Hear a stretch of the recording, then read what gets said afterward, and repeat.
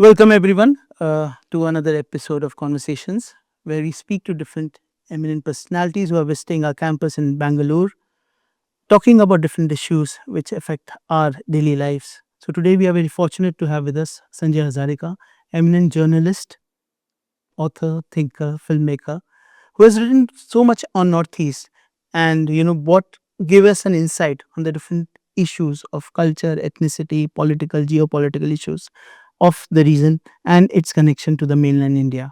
So, without much ado, thank you so much for being here, Sanjay da. Thank you. Thank you. So, Sanjay da, there are different aspects of your work, right? From your journalism to filmmaking to your venture in healthcare. So we'll start with healthcare per se, the boat clinics, which are very one of the most amazing venture in that sense. So how did you pioneer this whole boat clinics? If you can throw some light on it, reaching out to some of the most isolated communities in Brahmaputra. How did this idea come out? Well, it started with an experience, and I subsequently researched what I found and then developed the ideas that came up through that learning. So it was like this one evening, the filmmaker Janu Barua and we were traveling on the Brahmaputra, but we were traveling from one side of the river to an island called Majuli, which is in the heart of the river. It's this greatest river island in the world, perhaps. And we heard the story, this tragic story of this young woman who died in childbirth on that very ferry. But while she was coming to the other side, we were going this way, she had come on the earlier service. And that really struck me as something not just tragic, but something that could have been avoided. So I did a bit of research and found to my horror that Assam, where we take pride in the fact that women, there's gender parity, we don't have dowry, etc., etc. We had the highest maternal mortality ratio in India, which is that more women died in childbirth in Assam than from any other reason. Out of 1 lakh live births, there were 493 deaths. So, and then I did some more research as to the reasons for this. It was really lack of access, lack of provision of services, and geographical isolation, what you also referred to. So it's a double whammy, social exclusion and geographical exclusion, because another fact that came up, which I didn't know, was that Assam had thousands of islands, 2,500 islands or so, on which people lived. Nearly 8% or 9% of the population of the state. Currently, it's about 35 million, 3.4 crores, lived on islands, which is a unique demographic and geographical phenomenon. So that's what triggered the idea. How do you get access to health? How do you provide that to people? And I thought the thing that was happening, she died because she was going in search of a service which didn't exist for her island. And I said the service should be going to them, not the other way around.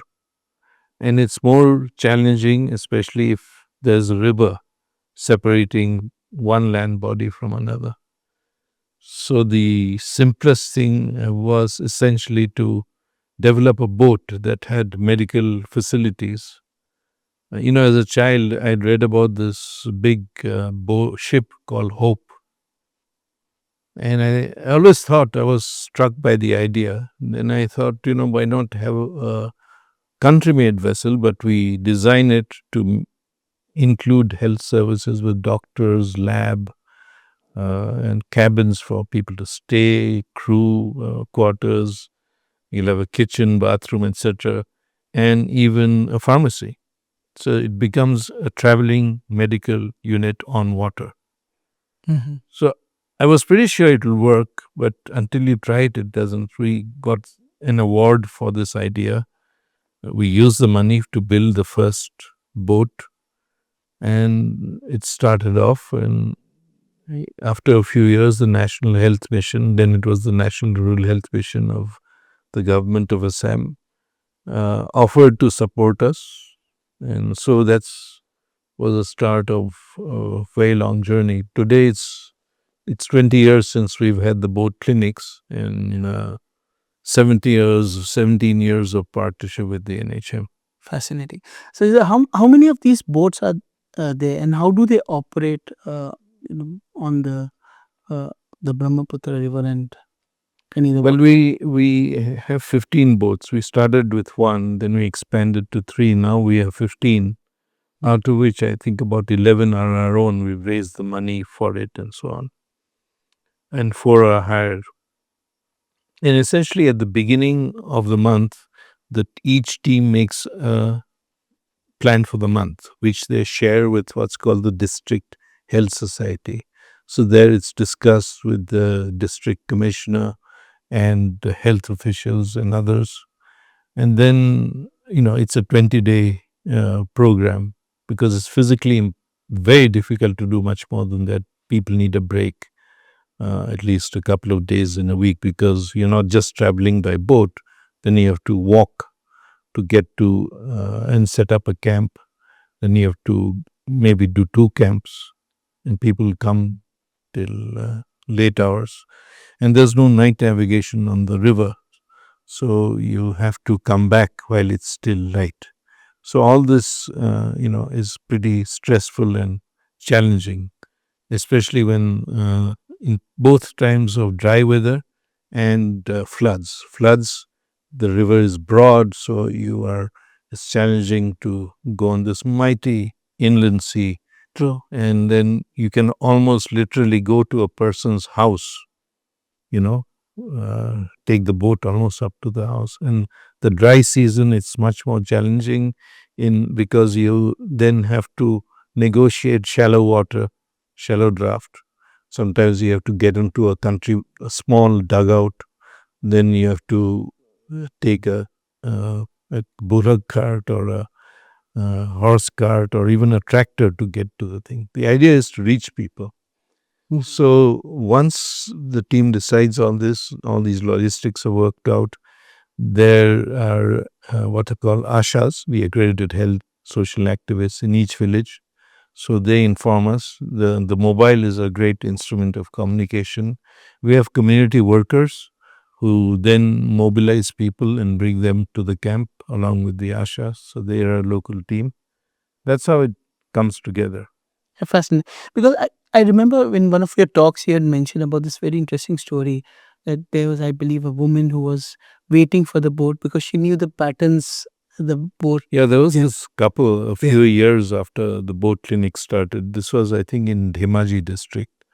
And the boat was returning on the second day. And the team could see a couple waving to them rather frantically from a little patch of an island. And it was getting late, it was getting evening, but they slowed and stopped. And they checked the issue, and it was a young girl who was turning blue because she couldn't breathe. And they were able to give her the right medicines. She recovered almost instantly, and they left enough medicine for her, for the parents to give her over a period of time before they could bring her by boat or whatever for the next checkup. So one of the doctors asked, like a journalist, how did you know that we would be coming? Because a few hours and it would have been too late if we were late. He said, I'd seen you for several years because there is a junction for the river. So one channel goes that way, one channel goes in the other direction. If you go on one side, you come back on the third, you go on another way, you come back on the second, and you'd gone for the short 2-day trip. So it's a question of people having faith and trust, more than that, trust in not just a service, but in the people who are implementing that service. So I think that is really the greatest compliment any group, any individual or organization can have, any system can have, that there is trust in delivery. True. And if I were to ask you, what were the biggest challenges in sustaining these kind of, this clinics, be it logistical, financial, all of this? Well, financial, we are very lucky because the government of Assam and the government of India, over several governments, have been supporting us right through all this through the National Health Mission program. So the funding comes from there. They take care of the crew and units' salaries. They take care of, like, we get the medical medicines and indent from the district pharmacy store. Equipment we have.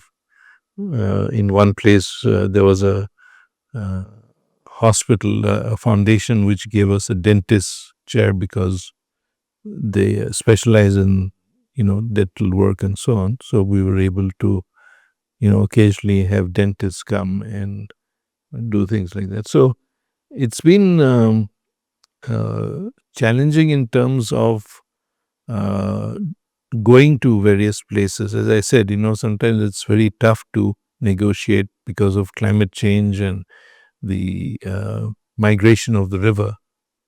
That has been a challenge. But I think on the whole, it's working quite well, and the teams, are very committed. They face very unusual circumstances. There was once a team came back and found its road blocked by a herd of elephants. So you can't take a risk with elephants. So they hid in the jungle for a long time. And then two members of the boat crew came and they got lost. So they were able to bring them out. Luckily, mobile phones were working. At times when people get stuck on sandbanks, boats get stuck on sandbanks, and you have to push it, or then there is danger that you hit uh, a, a log that can damage Yeah, and the boat. That happened last year, and luckily we had a very good pilot who was able to drive the vessel to a low point, so it didn't suffer any further damage. The people are safe. if you can touch upon one of the biggest crises that we face in the modern times with the COVID-19, pandemic, that how did the boat clinics work at that time in helping people cope with this? See, there is another aspect to all this which I want to share with you, is that we also have a community radio station in Dibrugarh Okay. that reaches a couple of lakh people every day. There's about 12 hours of programming and does it in 3 languages. Okay. So during that time, there was a several pronged approach to COVID. One was dissemination, information. People needed to know about distance, keeping a distance. You needed to report the fact if people are coming back, because a lot of people went home. Some also obviously went to the islands, the shores as they are called, and they had to be kept in a separate space. So people in some cases built a little bamboo hut for them to stay in, would keep food for them, etc. And this was reported to the district administration. So none of this was hidden. The third aspect was, apart from awareness and surveillance and keeping distances and so on, you also had to get the vaccine to them. So the boats were used to administer thousands of vaccine shots. I don't have the figures on me right now, but it's on our website. So many people were inoculated with the vaccine, first and second dose, on the boat itself or by people going to the villages in the camps and so on. So it was a very active process in partnership with the district and state administrations. Yeah, fascinating. There was an interesting on one of the uh, videos of your talks. I was saying there was a comment that said, you know, how could we replicate these boat clinics to other parts of India, especially the vulnerable things, the coastal plains, and all these things? What is your take on that? Well, it has to be something that communities want, because it was my idea to start with. And I knew it was an idea that would work. It was, it's not rocket science. There is a need, you're meeting the need through an technical intervention, which is based on tradition, but it needs the support of communities, the point you were asking about earlier. For that, we did a survey and we asked people, is this something that you really need? Do you really want it? And the answer was overwhelmingly yes, we need it. So it became, over the months and years, it became their program, the thing that they would look forward to. So there have been cases where doctors who've helped deliver a baby, the baby's named Doctor, or is named because she's born during the flood, it's named after the flood. All these special connections, special memories are there. So I think that's an important thing. Based on the community's engagement, involvement, and requirement, as you say. Because as I said, we have community workers who live in the villages. So they have the pulse of the people. They know who's sick. The ASHA person, the representative member, knows who's the person who is the ones who are pregnant, who need to come for prenatal and post-delivery checkups. So, it's a question of involving the community. And the other thing that we've done, and this is something which is a very sensitive issue, is of family planning. Because there was a lot of, not a lot, but some pressure on us to start working on family planning issues because, fertility rates were quite high in some areas, large families, etc. But I sort of resisted that, saying that we need to wait for people to come to us rather than us pushing an idea down, and it may have repercussions which impact the whole program. And after a period of time, as you gain trust, we also got the doctors to hold discussions after the camps were over to express what family planning could do, why it was important.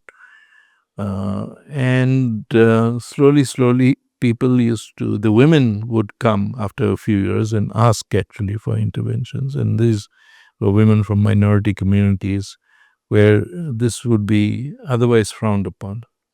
And they were taking a risk because they were, in a way, challenging the established order of matriarchy, which is the mother-in-law and the husband's control. So you're developing agency and you're enabling them to take control of a space which is very important for them.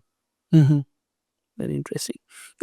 Now, Sanjay, switching gears, now we'll talk about something that's close to your heart as well, and much of your work is in the media space. You've often talked about the political and geographical alienation of Northeast in a broader sense of terms. And if you go back, I remember there's a lecture that you had given at Azim Premji University, a decade back, more than a decade back, where you've spoken on issues like that. In all these years, how do you think that has that changed, or media has become more sensitive to issues of Northeast, or is there a disconnection as we see between mainland and Northeast, or has there been some attempt to bridge those differences? Rajiv Sardesai coined this phrase, the tyranny of distance. But in a digital world, there's no distance, but there is a mental blank, or a purposeful disinclination to look at the depth of an issue, because it's very complex. That having been said, I think overall there is much more coverage of the region than there was before, partly through the social media, including YouTube and so on. Some of it is good, some of it is unmitigated, bad and badly informed. But there are some sincere efforts in talking about the uniqueness of the space, or the food habits of people, new interesting things which are coming up. Yes, so all that is happening. What I think is happening because of the digital media, a lot of people from the region are themselves talking about it, writing about it, putting out talk shows. There are a lot of these talk shows which people to listen to and watch. So I think that's important. But you scratch the surface of the metro media. I say there's no national media, there's only metro media, because essentially most media houses look at the metro audiences just for TRPs and other physical uh, audiences numbers. You scratch the surface and you still find, if not prejudice, certainly the ignorance that has been there. And it's become a bit more pronounced in these days of instant communication. It should be the other way around. The recent example is this. There was a recent case of Raja Rajvangshi, the businessman was killed in Sora, Cherrapunji, in Meghalaya, and that became a big story about with the media, metro media sending rushing news teams and even print journalists to Shillong and Sora to find out what was going on. It's the usual kind of stuff, but they're looking for a story which completely came back to haunt them because it was not the local people who were involved, it was his own wife and a group of people from that city, from Indore. Yeah. And I remember a very venerable papers talked about these crime prone hills. We know what that paper is. But the thing is, at the end of it, they had to eat humble crow because the local police did a good job. The people didn't get too offended locally, but they showed how calmness and patience pays off. Because I think what media tends to forget is the enormous impact a simple story can have on the economy of a small place. Like Sora, over the past 20 years, has become a destination for, especially even in the monsoons, for people to come and see waterfalls, for people to come and uh, take part in travel, trekking these road bridges, which are there, which are unique. But more than that, many people are unaware that there are thousands of people, including car owners, drivers, cafe owners, people who have homestays and hotels, who, who are dependent on their coming. And they want a safe environment because they know that tourism only flourishes in a space which is seen as safe. Not which is safe, but which is also perceived as safe. And once this went out, a lot of cancellations took place. But I'm glad to say that once the air was cleared and the issue was firmly put in place, it started, trade and the economy started picking up again. So you say you scratch the surface. I mean, those journalists could have easily gone to Manipur to find out what. I mean, all it takes is a few thousand rupees to go literally next door and find out what's going on in Manipur. 2 years you don't go and cover, but they wouldn't go because the corporate media is not interested necessarily in what's happening over there. They're more interested in something that is touches the Hindi heartland with a lot of, jingle jangle and all that. And if they had gone to Manipur, they would have probably messed it up as well. So yeah. So in this age of hashtags, tweets, and where does the WhatsApp University, as we call them, right? Where does sanity and news coverage really come? well, I'm rather limited in what I read nowadays. I read a few newspaper sites that I trust. I don't forward everything that I see. I review it. Sometimes if I get something which is a forward, I fact check it and I send it back to the person who sent it. It doesn't matter which party or which group they're from. I said, this is the fact check and what you sent me. So these are things that we all need to do. So I don't know if that really answers your question, but the fact is that we all need to be much more conscious about what we read and see it in the larger scheme of things. I mean, I was talking about the Raja Rajvangshi story because that covers many aspects of how media operates. You're looking at outreach. You're looking at commercial profit out of a tragedy. You're forgetting that that will bring commercial distress to other people, and also a fact, an emotional quotient is there that people feel that they've been maligned. Yeah. So it's very important, I think, to have borders and do better gatekeeping. And also, I don't see enough of that really. Yeah. And just from a reporter to a filmmaker, and as a policy advocate, how do you think storytelling basically uh, has taught you about, say, empathy and public memory, in the sense that how does that impact a story well told, and through documentaries, to the different books that you've written, how important that is for. Well, it's important to me because I feel, like, for instance, here at the university, I've been trying to tell stories like the ones I've told you and many others from my own personal experience, of my own lived experience, of my own understanding of issues. And that to me is a good way of communicating a larger truth or a larger narrative. Whether it's the story of the a child who's saved by an intervention, or it's of Raja Rajvanshi, or any of the things that we can think of. Every incident tells a bigger story. It's just that we have to flesh it out, frame it in a narrative that makes sense to people. Because there's no point talking in esoteric or very detailed, either too general or too banal or too detailed, too theoretical way. You need to reach people. For that, we need to tell stories.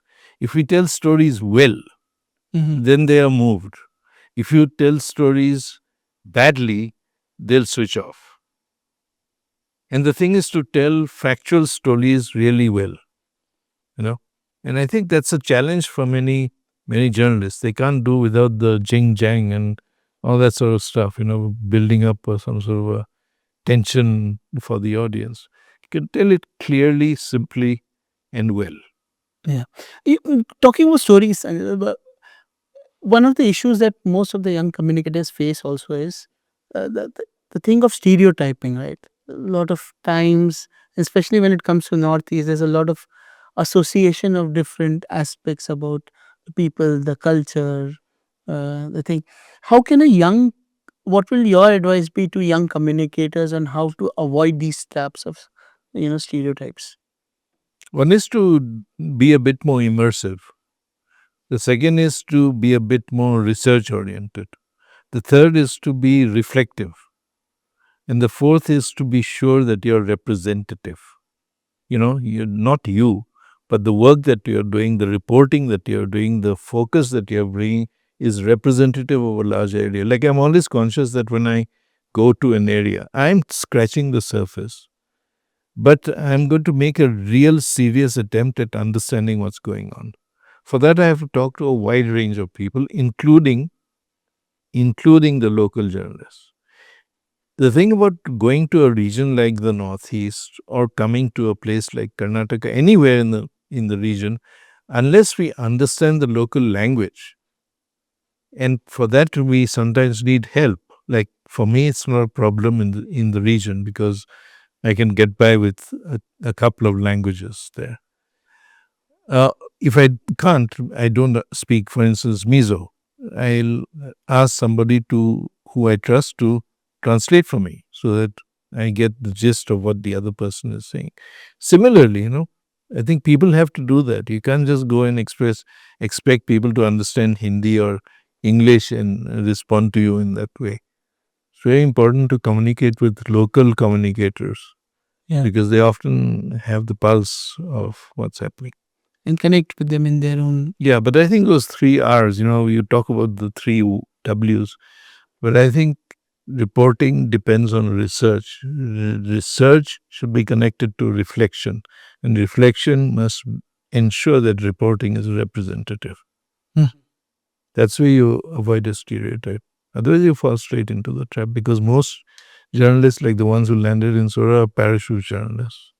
They have no clue about what's going on. They're coming in to do a story which they have never because they never researched that particular incident, but they don't know the larger picture of what's happening there.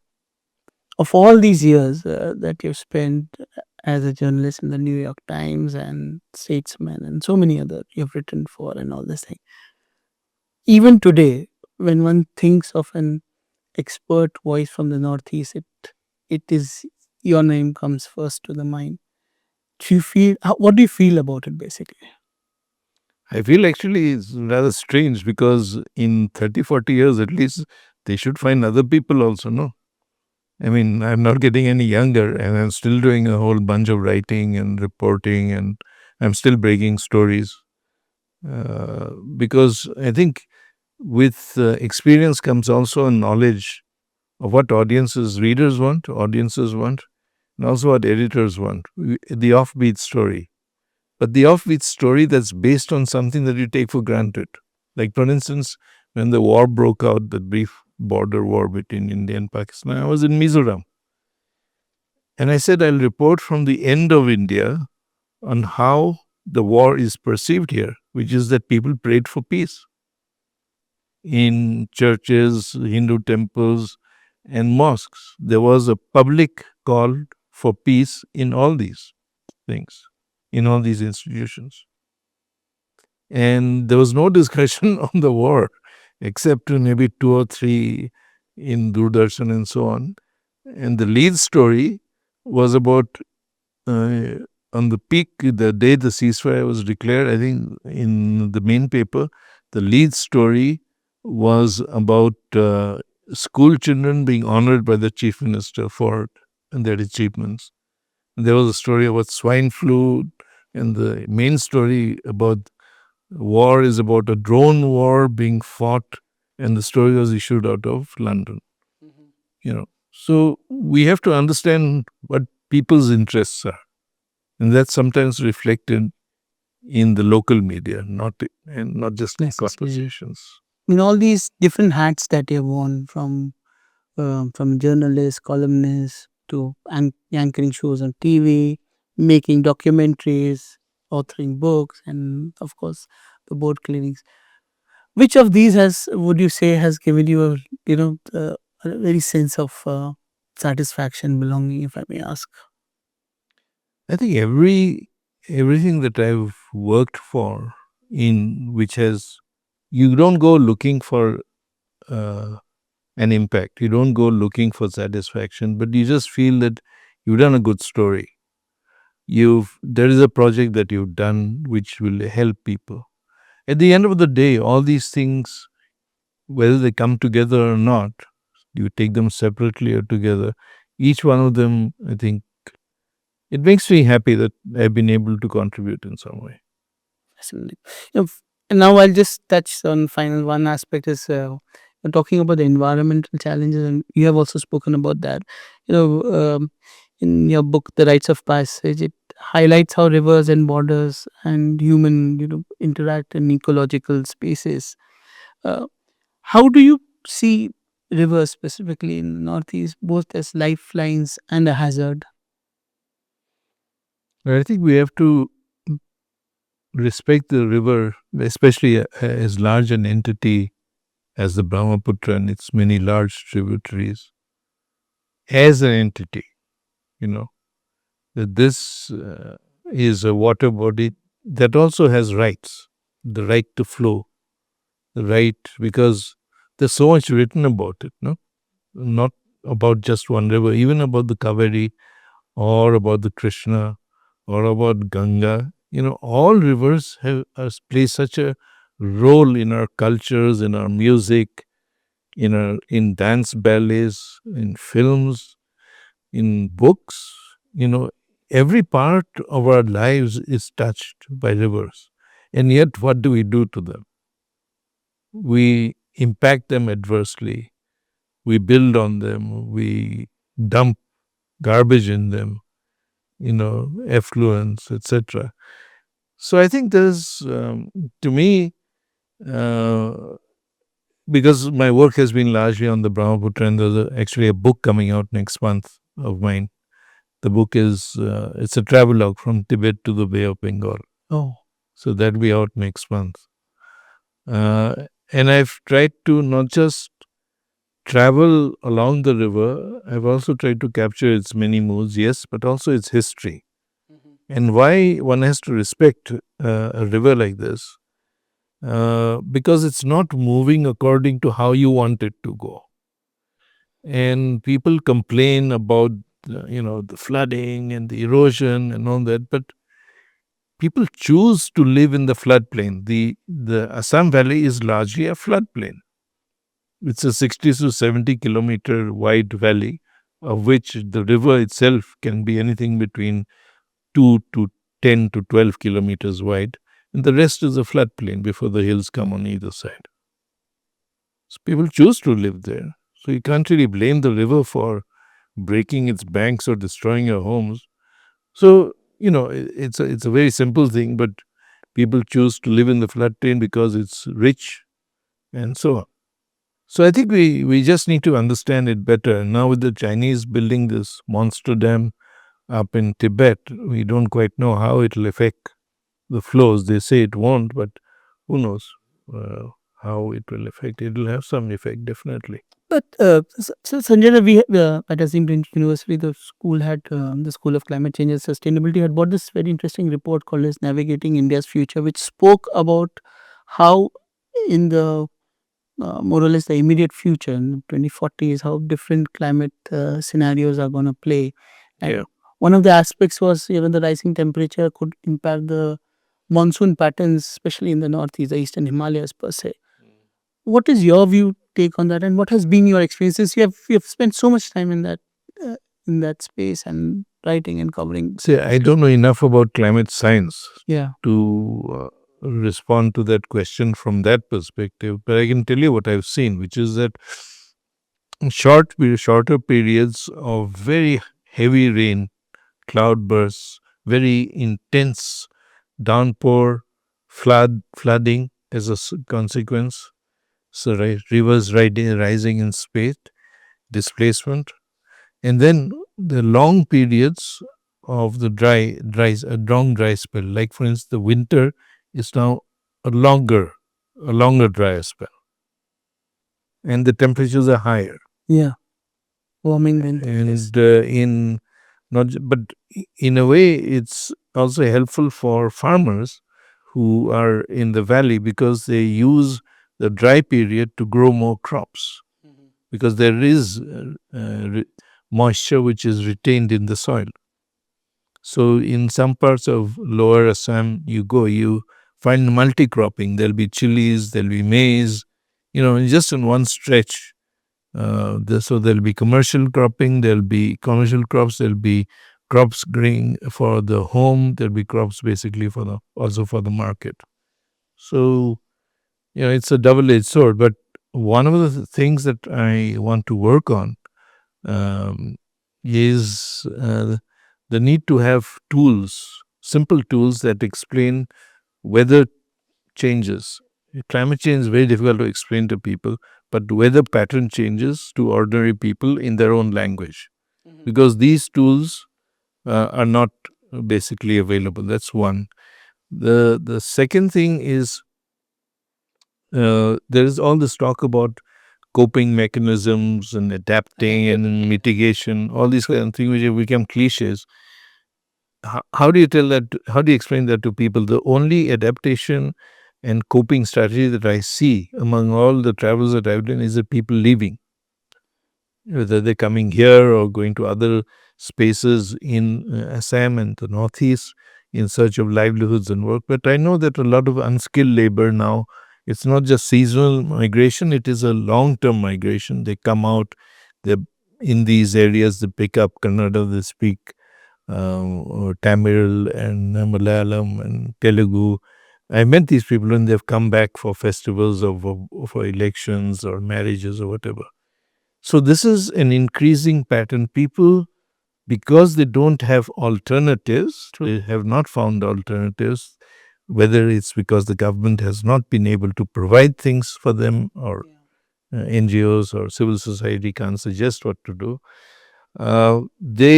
decide on their own, it's better to move. And they, so like the population in Kerala, which had gone to the Gulf. Now, a lot of people have come back after COVID and all that. But it was a remittance economy. They were remitting in dinars or dollars or whatever. Here, the remittance from other parts of India back to Assam, other places, is in rupees. But it is quite an interesting new phenomenon in the economy. Fascinating. Interesting. You spoke about the adaptability, and do you think, like, say the communities that live in the floodplains, as you said, like say Majoli and all, building homes on bamboo stilts and those kind, are there lessons that we can learn about some of the custom traditions and what they can teach us about adaptability from the people who are living right at the frontiers of these dramatic shifts that are taking place? Yeah, I mean, for instance, the houses on stilts, wooden or bamboo stilts, uh, is uh, is something that one community has practiced for hundreds of years. It's their indigenous technology. Now, what government has done is use that basic technology to strengthen it with mortar and iron rods in order to give it more permanent. So I've seen that also in Majuli.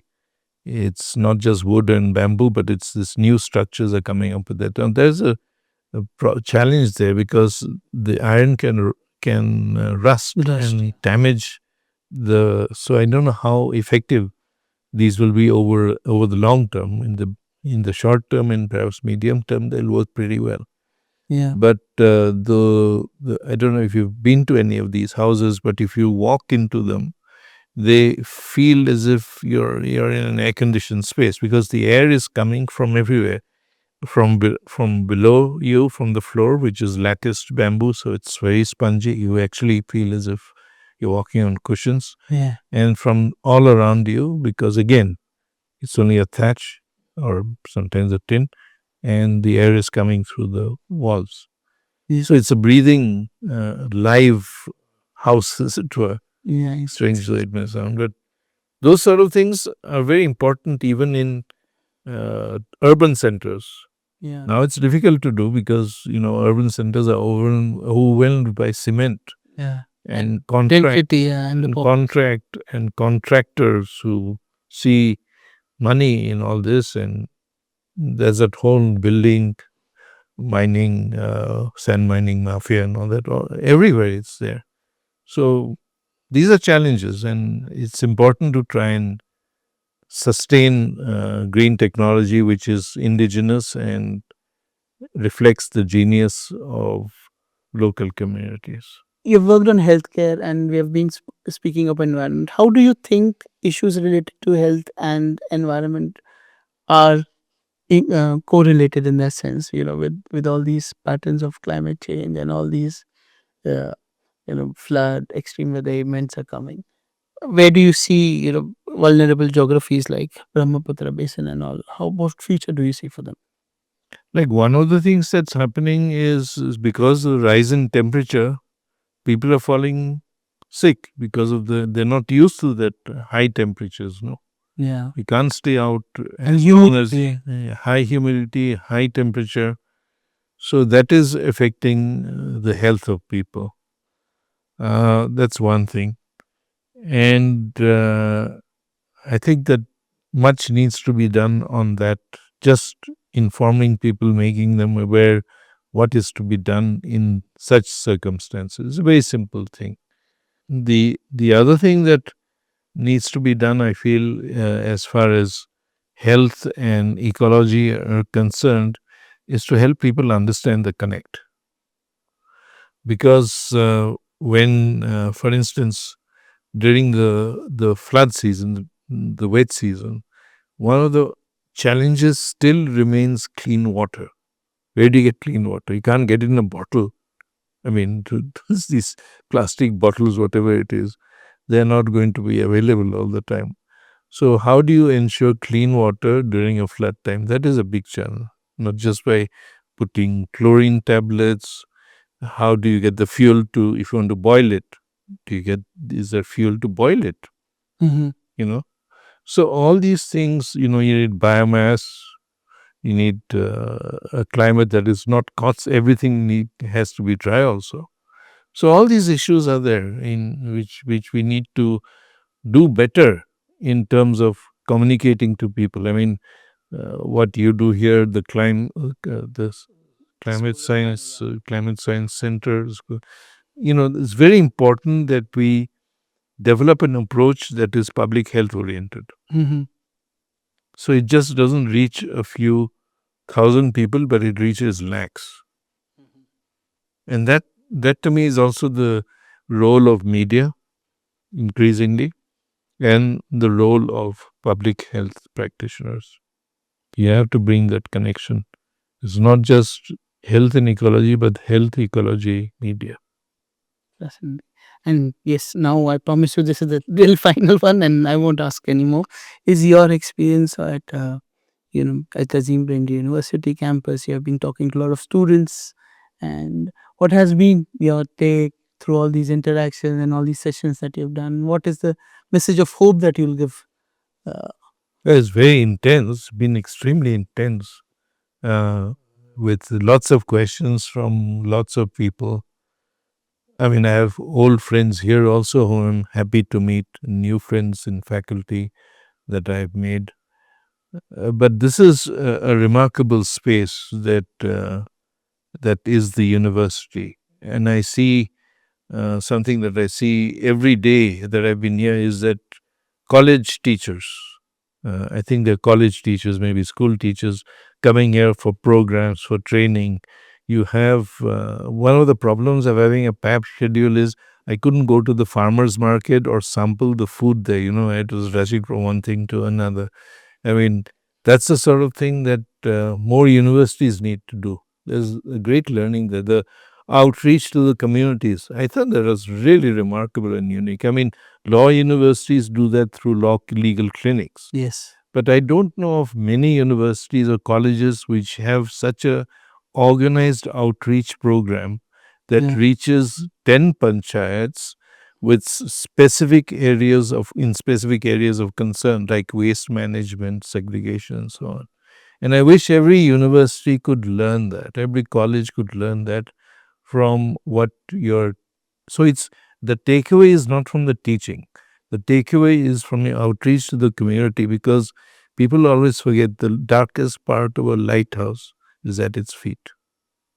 And I think your university and the foundation are really tackling that in a very significant and sustained way.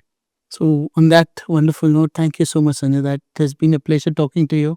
And yes, a pleasure and an inspiration in that sense. So, thank you so much for spending your time with us. Well, thank you for your patience and for inviting me.